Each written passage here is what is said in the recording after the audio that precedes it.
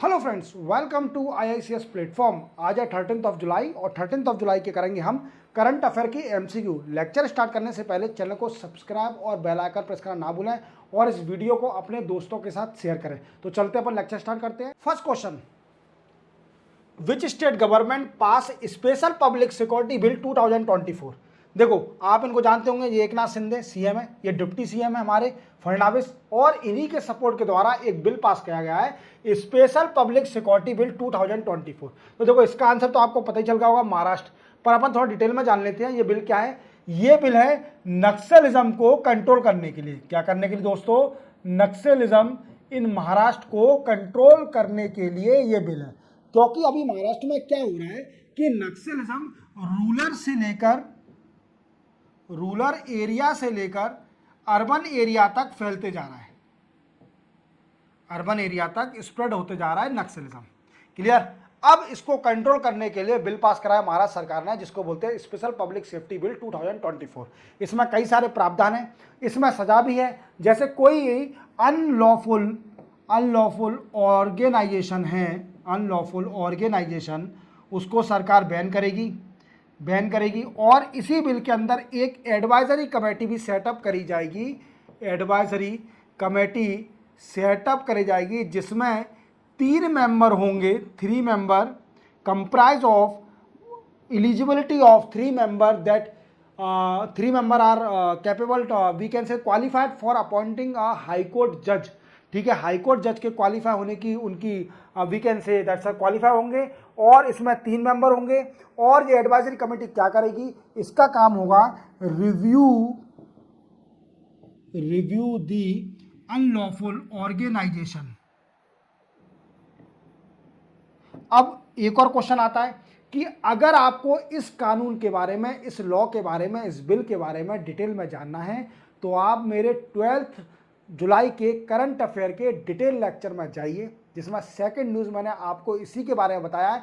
इसमें आपको मैंने डिटेल में पढ़ाया है पूरे प्रावधान, पूरे प्रोविज़न, कितनी सज़ा क्या है, किस किस को सज़ा मिलेगी, कौन कौन है। तो आप जाइए 12 जुलाई का करंट अफेयर का वीडियो, डिटेल करंट अफेयर का वीडियो देखिए। क्लियर? चलते हैं अपन नेक्स्ट क्वेश्चन पर। नेक्स्ट क्वेश्चन दोस्तों, how many workers are reduce in informal sector in 2023-24 according to latest annual survey of unincorporated enterprise release by ministry of statistics and programme implementation. अब मैंने सभी लिख दिया। देखो क्या है कि अभी एक एनुअल सर्वे आया था अनइनकॉर्पोरेटेड, जिसको रिलीज कराया ministry of statistics and programme implementation ने। अब इसमें क्या बोला गया है कि क्या हुआ है दोस्तों कि हमारे जो इनफॉर्मल सेक्टर है उसमें वर्कर रिड्यूस हुए हैं। क्या रिड्यूस हुआ है? 2023 से 24 देखा जाए तो अप्रॉक्सीमेटली 16.45 लाख जॉब रिड्यूस हुई हैं इनफॉर्मल सेक्टर में। अगर देखा जाए तो 2015 और 16 में जॉब थी अप्रॉक्सीमेटली 11.96 करोड़। कितनी दोस्तों? 11.96 करोड़ जॉब थी। अब जो लेटेस्ट डेटा आया है 2023-24 का, उसमें जॉब बची है सिर्फ only 10.13 crore, nearly. It is a nearly data. Okay, अब क्या हुआ है कि रिड्यूस कितनी हुई है? तो 16.45 लाख जॉब रिड्यूस हुई है। अब इसके फैक्टर क्या है रिड्यूस होने के? तो मैंने आपको फैक्टर बता देता हूं कि इसके कई सारे फैक्टर हैं। सबसे बड़ा फैक्टर है डिमोनेटाइजेशन। आपको मालूम है 2016 में डीमोनेटाइजेशन हुआ था। डीमोनेटाइजेशन में क्या हुआ दोस्तों कि नोटबंदी हो गई थी, और इससे क्या है कि जो इनफॉर्मल सेक्टर थे, जो कि रेगुलर बेसिस पर चलते हैं कैश पर, वो उनको ज्यादा इफेक्ट पड़ा था। और इस इफेक्ट से निजात पाने के लिए इन्होंने जॉब रिक्रूट करने के लिए और जो जॉब कर रहे थे उनको निकाल दिया। तो ये एक नेगेटिव इफेक्ट पड़ा डिमोनेटाइजेशन का। दूसरा है जीएसटी। अब क्या हुआ, कुछ इनफॉर्मल सेक्टर जीएसटी के तरफ आने लगे। जीएसटी के आने से क्या हुआ कि जो informal sector we can say that free थे फ्रॉम टैक्स एग्जम्पशन मिला हुआ था जो इनफॉर्मल सेक्टर को, और जीएसटी के आने से वो जीएसटी के दायरे में आ गए। अब उन्हें टैक्स ही भरना पड़ता है, तो उससे निजात पाने के लिए उन्होंने जॉब को निकाल दिया कई एम्प्लॉय को। तो 16.45 जॉब रिड्यूस हुई। तीसरा है मेजर रीजन कोविड 19। आप जानते हो कोरोना पैंडेमिक आया था, कोरोना पेंडेमिक में क्या हुआ था कि कई सारे लोगों की जॉब चली गई थी क्योंकि फैक्ट्री बंद थी, लॉकडाउन हो गया था। तो ये सबसे बड़ा रीजन है, 3 फैक्टर इसके रीजन है जॉब का रिड्यूस होने का। इनफॉर्मल सेक्टर में अप्रोक्सीमेटली 16.45 जॉब रिड्यूस हुई है इन इनफॉर्मल सेक्टर। तो चलते हैं अपन नेक्स्ट क्वेश्चन पर। नेक्स्ट क्वेश्चन है दोस्तों, which country host 2 days retreat of foreign minister of BIMSTEC country. देखो ये दिल्ली में मीटिंग हुई है इंडिया के अंदर, और बिम्स्टेक अपन जान लेते हैं बिम्स्टेक क्या होता है दोस्तों। बिम्स्टेक का फुल फॉर्म है bay of Bengal initiative multi sectoral technical and economical cooperation. देख लीजिए, bay of Bengal initiative for multi sectoral technical and economical cooperation. इसमें दोस्तों 7 मेंबर होते हैं, ये 7 मेंबर, और ये एक रीजनल ऑर्गेनाइजेशन है। क्या है दोस्तों, रीजनल ऑर्गेनाइजेशन। और देख लीजिए मेंबर इसके Bangladesh, Sri Lanka, India, Nepal, Bhutan, Thailand, Myanmar. These are 7 member of BIMSTEC. ये क्या है, 7 मेंबर्स हैं बिम्स्टेक के। तो अभी इसकी मीटिंग हुई थी, फॉरेन मिनिस्टर की मीटिंग बिम्स्टेक के, और वो दिल्ली में इंडिया में हुई थी। ठीक है, चलते हैं अपन नेक्स्ट क्वेश्चन पर। नेक्स्ट क्वेश्चन है दोस्तों, what is quality control order recently seen news. अब देखो क्वालिटी कंट्रोल ऑर्डर अपन समझ लेते हैं, ये क्या है, mandate foreign exporter to obtain certificate from BIS. BIS क्या है, bureau of Indian standard. Indian standard. देखो आप जानते होंगे एसी कूलर फ्रिज लेते होंगे तो वो स्टार लिखा हुआ, 3 star 4 star 5 star 1 star 2 star. ये किसकी है, किसकी है, ये कौन देता है, BIS, bureau of Indian standard. ISI प्रमाणित है, वो कौन देता है, bureau of Indian standard. Clear, ये ऑथोरिटी ऑर्गेनाइजेशन है। अब ये क्या करती है, क्वालिटी कंट्रोल ऑर्डर। जैसे अपनी इंडिया में जो टेक्सटाइल कंपनियां हैं, सिंथेटिक टेक्सटाइल कंपनियां, वो क्या कराए, उनके फेडरेशन ने रिक्वेस्ट करे गवर्नमेंट से कि क्वालिटी कंट्रोल ऑर्डर, जो क्वालिटी कंट्रोल ऑर्डर है इसको रिप्लेस मीन्स खत्म कर दिया जाए, स्क्रैप कर दिया जाए क्वालिटी कंट्रोल ऑर्डर से। इससे क्या हो रहा है कि हमारा जो कंपटीशन है, हमारा जो सिंथेटिक फाइबर, जो सिंथेटिक टेक्सटाइल बना रहे हैं, प्रोडक्ट बना रहे हैं, उसकी प्राइस दिन प्रतिदिन बढ़ते जा रही है। अब क्यों बढ़ते जा रही है, देखो क्या होता है कि जैसे जो टेक्सटाइल होती है, मेन क्या होता है, रॉ मटेरियल। और रॉ मटेरियल में क्या होता है दोस्तों, रॉ मटेरियल आपको पाने के लिए सबसे पहले आपको कई डिफरेंट कंट्री से इंपोर्ट करना पड़ता है। अब इंपोर्ट में क्या डिफिकल्टी आती है, इंडिया में एक प्रोविजन है कि अगर आपको कोई भी कंट्री अगर एक्सपोर्ट करती है टेक्सटाइल रिलेटेड रॉ मटेरियल, तो उसको पहले सर्टिफिकेट लेना पड़ेगा, क्वालिटी कंट्रोल ऑर्डर का certificate from bureau of Indian standard. तो इसमें क्या होता है, कई सारे चाइना और कई सारी कंट्री के जो रॉ मटेरियल होते हैं वो रिजेक्ट हो जाते हैं और वो एक्सपोर्ट नहीं कर पाते, मींस रॉ मटेरियल की कमी हो जाती है, जिसके कारण टेक्सटाइल को प्राइस बढ़ानी पड़ती है और कंपटीशन नहीं हो पाता बिटवीन फॉरेन कंट्री और टेक्सटाइल कंपनी और डोमेस्टिक कंपनी टेक्सटाइल कंपनी में। क्योंकि इसकी प्राइस ज़्यादा होगी तो फॉरेन कंपनी को प्रॉफिट मिलेगा क्योंकि वो सस्ता बेचेगी और ये महंगा बेचेगी। तो क्या इन्हें अर्ज किया है गवर्नमेंट से, रिक्वेस्ट करी है कि जो क्वालिटी कंट्रोल ऑर्डर है उसको रिड्यूस कर दिया, वो खत्म कर दिया जाए, जिससे कि रॉ मटेरियल इजीली इंपोर्ट हो जाए इंडिया के अंदर और सिंथेटिक जो टेक्सटाइल कंपनियां हैं वो इजीली सस्ता कपड़ा बनाए, जो भी बनाए ऊनी कपड़ा बनाए। तो इसका बेनिफिट किसको मिला, हमारी डोमेस्टिक कंपनी को, और कंपटीशन बढ़े between foreign company of textile and Indian company of textile. चलते अपन नेक्स्ट क्वेश्चन पर। नेक्स्ट क्वेश्चन है दोस्तों, which country with India conduct pitch black exercise. देखो पिच ब्लैक एक्सरसाइज किसके बीच में, इंडिया और ऑस्ट्रेलिया के बीच में हो रही है। और दोस्तों ये एयरफोर्स की एक्सरसाइज है। और जानते हो आप एक्सरसाइज क्यों होती है, जैसे आपके घर में बंदूक होगी, आपके घर में बंदूक होगी, नहीं भी होगी अच्छा है, नहीं हो, क्योंकि ये एक नेगेटिव पॉइंट जाता है। अगर है तो आप पूछ रहे हैं कि आपके जो पेरेंट्स हैं, जो दादाजी हैं, उनके पास अगर बंदूक है तो वो चलाते जरूर होंगे उस बंदूक को। बीटा मीन्स ऐसा नहीं कि वो रखी है सिर्फ, ऐसा जाम खा जाएगी, उसको ट्रायल भी किया जाता है, बीच बीच में चलाया भी जाता है, हवाई फायर भी किया जाता है। अब ये क्यों किया जाता है, क्योंकि उसके अंदर जंग ना लग जाए, रखे रखे खराब ना हो जाए। ऐसे एयरफोर्स के जो प्रोडक्ट होते हैं, जो आर्म एंड एम्यूनिशन है, जो भी फ्लाइटें हैं, तो एक्सरसाइज का मतलब ये होता है कि उनको चेक करना कि हमारी कैपेबिलिटी क्या है, हम अगर कुछ होता है, वार होता है, तो हम इजीली कुछ कर पाएंगे कि नहीं कर पाएंगे या फिर फेल हो पाएंगे। तो हमें प्रैक्टिस की ज़रूरत है, इसको प्रैक्टिस कराने के लिए ये एक्सरसाइज होती है। Clear, pitch black exercise India और ऑस्ट्रेलिया के बीच में होती है रिलेटेड टू एयरफोर्स। चलते अपन नेक्स्ट क्वेश्चन पर। नेक्स्ट क्वेश्चन दोस्तों, justice Koteshwar Singh and R Madhavan propose for elevation which court. अब देखो, ये कोटेश्वर सिंह जो है ये कौन है दोस्तों? Chief justice of Jammu and Kashmir and Ladakh high court, इसके चीफ जस्टिस है लद्दाख हाई कोर्ट के, Ladakh high court, sorry high court, chief justice of Jammu and Kashmir and Ladakh high court के ये चीफ जस्टिस है। और ये जो आर माधवन जी हैं ये मद्रास हाई कोर्ट के चीफ जस्टिस हैं। अब इनका प्रमोशन हो गया है, इनको जाना है कहां पर? अब ये सुप्रीम कोर्ट में जाएंगे, सुप्रीम कोर्ट के जज बन गए हैं। ये कहां बन गए दोस्तों? सुप्रीम कोर्ट के जज बन गए हैं और इनका एलिवेशन हो गया है, प्रमोशन हो गया है। अब एक और बात इसमें क्यों इंपॉर्टेंट है, ये कोटेश्वर जो सिंह जो हैं ये पहले जस्टिस हैं, पहले इंडिया के जज हैं फ्रॉम मणिपुर स्टेट से जो कि सुप्रीम कोर्ट में जाएंगे जज बनकर।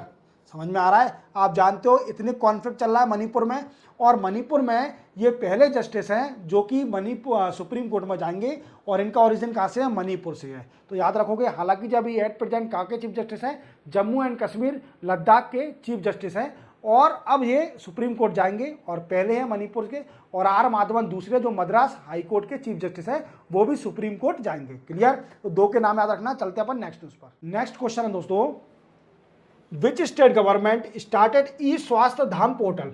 अब देखो, हर हिंदू का सपना होता है कि वो 4 धाम जरूर जाए, बद्रीनाथ, केदारनाथ, यमुनोत्री, गंगोत्री, यहाँ पर जरूर जाए, 4 धाम जरूर घूम के आए। ठीक है, मुझे ज़्यादा नॉलेज नहीं है 4 धाम के बारे में, इवन फिर ठीक है जब ओल्ड एज हो जाएगी तो हमें नॉलेज हो जाएगी, हम जाएंगे जरूर, पर मैं गया नहीं हूँ 4 धाम, इसलिए मुझे थोड़े बहुत नाम नहीं पता। बद्रीनाथ, केदारनाथ, यमुनोत्री, गंगोत्री, इतना ही होगा शायद, और फिर रामेश्वरम जब पानी चढ़ाने जाते हैं लास्ट में, वहाँ से पानी लेकर, तो 4 धाम कवर हो जाता है। ठीक है, अब क्या है कि उत्तराखंड सरकार ने एक स्कीम पोर्टल बनाया था सॉरी, उत्तराखंड सरकार ने एक पोर्टल बनाया था जिसका नाम था ई स्वास्थ्य धाम पोर्टल। अब इस पोर्टल में क्या होंगे? तो दोस्तों आप जानते हो 4 धाम कौन जाता है? जो लोग ओल्ड एज होते हैं, बूढ़े लोग होते हैं, वो जाते हैं 4 धाम। कौन जाते हैं? ओल्ड एज, यंग भी चले जाते हैं, ऐसा नहीं है, पर मोस्टली ओल्ड एज लोग जाते हैं, क्योंकि उनका सपना होता है जैसे हम जिंदगी में जरूर एक बार हिंदू धर्म में एक बार जरूर 4 धाम जाना चाहिए। ठीक है, तो ऐसा है, एक पोर्टल लॉन्च करा है किसने? उत्तराखंड सरकार ने, जो कि हेल्थ पैरामीटर बताएगा। व्हाट आई मीन्स, अगर आपको 4 धाम जाना है तो पहले आप अपने हेल्थ पैरामीटर, ये पता चल जाएगा, यहाँ पर डालिए, लॉगिन करिए और हेल्थ पैरामीटर डालिए, जिससे क्या होगा? गवर्नमेंट पर डेटा होगा, क्योंकि जो आपके 4 धाम है वो हाई एल्टीट्यूड पर है, हाई एल्टीट्यूड पर है, और आपको मालूम है वहाँ पर ऑक्सीजन की बड़ी कमी है। तो क्या होता है कि जो ओल्ड एज होते हैं, जिनको बीमारियां होती हैं लीवर से रिलेटेड या हार्ट से रिलेटेड या अस्थमा से रिलेटेड, तो उनकी मृत्यु हो सकती है। तो इस डेटा को कवर करने के लिए, हेल्थ पैरामीटर के डेटा को रखने के लिए ये पोर्टल लॉन्च किया गया था उत्तराखंड सरकार ने, जिसको बोलते हैं ई स्वास्थ्य पोर्टल। अब ये न्यूज़ में क्यों है? तो क्या करा है, जो गवर्नमेंट ऑफ इंडिया है इस पोर्टल को कनेक्ट कर रही है, connect to Ayushman Bharat digital infrastructure and this scheme related to health. आप जानते हो डिजिटल इंफ्रास्ट्रक्चर कनेक्ट करने का बोल रही है इस पोर्टल को। इसी के साथ चलते हैं अपन नेक्स्ट क्वेश्चन पर। नेक्स्ट क्वेश्चन दोस्तों, which state has been awarded title of best state in horticulture at the prestigious agriculture leadership award 2024। तो देखो, सबसे पहली बार, मतलब अभी तक पहली स्टेट है जिसको ये अवार्ड मिला है, वो है नागालैंड। आप देख पा रहे होंगे, नागालैंड है, ये पहली बार ये अवार्ड पाई है। किसके लिए? हॉर्टिकल्चर में इन्होंने बहुत अच्छा काम किया। हॉर्टिकल्चर जानते हो आप, जैसे सब्जियां, vegetable, flowers, these are the horticulture in horticulture. आप जानते हो, तो हॉर्टिकल्चर में नागालैंड स्टेट ने बड़ी बड़ी नई नई वैरायटी निकाली है वेजिटेबल की, और नागालैंड के स्टेट से बड़ी फेमस है। तो इसको ये अवार्ड मिला हुआ है, प्रोडक्शन अच्छा करा हॉर्टिकल्चर का, इसलिए बेस्ट अवार्ड मिला है इनको। हॉर्टिकल्चर में काम बहुत अच्छा किया है नागालैंड को, और ये पहली बार इनको अवार्ड मिला है नागालैंड को, तो याद रखोगे। चलते अपन नेक्स्ट क्वेश्चन पर। नेक्स्ट क्वेश्चन है दोस्तों, which country host the 132th session of council of international maritime organisation. देखो आईएमओ की मीटिंग हुई, आईएमओ की 132nd मीटिंग हुई है। अब ये क्वेश्चन पूछ रहा है कि मीटिंग कहाँ पर हुई है, तो दोस्तों मीटिंग हुई है लंदन में। आईएमओ को आप जानते हो, आईएमओ क्या है, मैरीटाइम, आप जान लो जो शिपों का पायरेट्स से बचाना, international maritime organisation for providing the security to maritime. Maritime मतलब जो ओशियन में जो भी शिप चल रहे हैं उनको सिक्योरिटी देना, इसका मेन मोटिव होता है। ठीक है, अब क्या है कि लंदन में तो हुई है, ठीक है, पर सबसे बड़ी बात कि इंडिया से कौन गया है, इंडिया से गए हैं सेक्रेटरी टी.के. रामचंद्रन,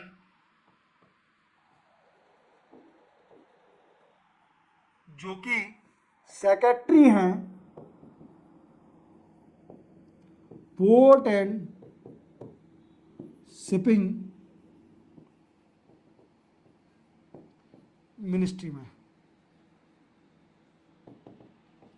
क्या है, टी.के. रामचंद्रन, जो कि सेक्रेटरी है किसके, पोर्ट और शिपिंग मिनिस्ट्री में। क्लियर, याद रखोगे। तो लंदन में हुई है इसकी मीटिंग। चलते हैं अपन नेक्स्ट क्वेश्चन पर। नेक्स्ट क्वेश्चन दोस्तों, which day is observe as international day of combating sand and dust storm. तो ये दिन पड़ता है दोस्तों 12 जुलाई को। 12 जुलाई को ये डस्ट और स्टॉर्म आप जान रहे हो, ये देखो कितना सारा मीन्स डस्ट स्टॉर्म आता है। जैसे आप जानते हो गंदी धूल उड़ना, आप जानते हो कई बार आंधी आती है, तो इस दिन को भी ऑब्जर्व करा जाता है। इसको कंट्रोल करने के लिए, डस्ट स्टॉर्म को कंट्रोल करने से, और इससे कई सारे इफेक्ट होते हैं। आप जानते हैं कई सारा हमारे जब आंधी आती है इंडिया में, तो कई सारे सामान उड़ जाते हैं अपने छत से, तो अपन सामान बचाते हैं और बाहर नहीं निकलते हैं, क्योंकि क्या भरोसा कुछ आके अपने ऊपर गिर जाए। तो इससे बचाव के लिए इस दिन को ऑब्जर्व करते हैं, जिनको बचाव के लिए, डस्ट स्टॉर्म से बचाव के लिए 12 जुलाई को डे मनाया जाता है international day of combating sand and dust storm. Clear, चलते हैं अपन नेक्स्ट क्वेश्चन पर। नेक्स्ट क्वेश्चन दोस्तों, which country hosted virtually 8th NSA level meeting of Colombo security conclave. तो देखो ये पहले तो आंसर जान लीजिए, इसका आंसर है मॉरिशियस। अब सबसे बड़ा क्वेश्चन बनता है कि कोलंबो सिक्योरिटी कॉन्क्लेव क्या है दोस्तों। तो देखो ये बनी थी दोस्तों 2020 में। 2020 में एक कॉन्क्लेव बनी थी जिसको बोलते हैं कोलंबो सिक्योरिटी कॉन्क्लेव, और इसका एम था दोस्तों, aim to protect maritime security. ठीक है, समुद्र पर शिप चलते हैं, समुद्र में जो भी हो रहा है तो उनको प्रोटेक्ट करना, ठीक है, फ्रॉम कैजुअलिटी। अब दूसरी बात क्या है कि अभी मीटिंग हुई 2020 में, इसके 4 मेंबर थे। कौन थे दोस्तों, 4 मेंबर, 4 मेंबर। ठीक है, इसके 4 कौन कौन से दोस्तों, तो श्रीलंका, इंडिया, मालदीव्स, और 2022 में इसको ज्वाइन किया मॉरिशस ने। क्लियर, और अभी 2024 में बांग्लादेश को भी इसकी membership they the.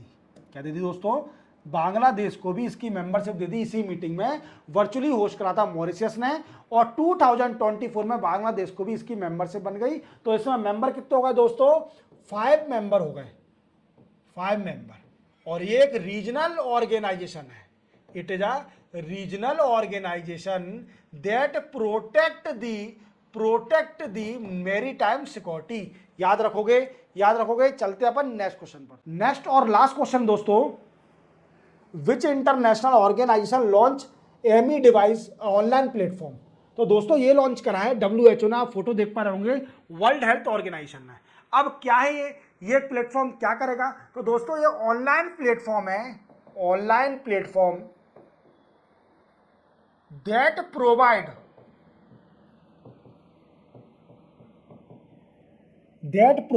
All comprehensive information of medical devices, सारी मेडिकल डिवाइसेस के बारे में, कुछ लिमिटेड मेडिकल डिवाइसेस के बारे में सारी इंफॉर्मेशन देगा। ठीक है, अब ये ऑनलाइन प्लेटफॉर्म यूज किस में आएगा, देखो ऐसे तो डिवाइस यूज में आ जाए हाथ में वो अच्छा है, इंफॉर्मेशन से क्या होता है। अब देखिए कि जैसे आपके पास पैसा है, करोड़ रुपए, आपके पास है 50 लाख रुपए मान लीजिए, पर आपको इन्फॉर्मेशन है कि हाँ यार 1 अरब भी होता है, 50 करोड़ भी होता है। इस इन्फॉर्मेशन का करना क्या है, डिवाइस इन्फॉर्मेशन का, जब आप पे खुद नहीं होगा। तो दोस्तों इसका ऐसे ही है कि ये यूज़ किस में आएगी, जैसे मान लीजिए कोई कंट्री इंपोर्ट एक्सपोर्ट करती है, कंट्री इंपोर्ट करती है मेडिकल डिवाइस, तो उसके बारे में कंट्री को इंफॉर्मेशन होना चाहिए ऑनलाइन प्लेटफॉर्म के जरिए। WHO उस डिवाइस के बारे में इंफॉर्मेशन देगी। क्लियर। इसी के साथ 13 जुलाई के करंट अफेयर के MCQ कंप्लीट होते हैं। चैनल को सब्सक्राइब और बेल आइकन प्रेस करना ना भूलें। मिलते हैं हम मंडे को 15 जुलाई को नए करंट अफेयर MCQ के साथ। तब तक के लिए जय हिंद।